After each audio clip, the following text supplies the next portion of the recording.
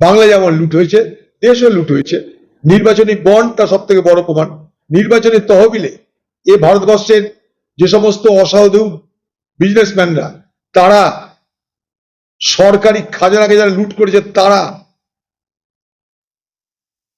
নির্বাচনী বন্ডে সব থেকে বেশি চাঁদা দিয়েছে বিজেপি পার্টিকে, 8,000 কোটি টাকা। তারপর সেই সমস্ত অসাধু ব্যবসায়ীরা, তারা কেউ লটারির কিং, তারা কেউ সারদা কোম্পানির মালিক, তারা দিদির তহবিলে দিয়েছে প্রায়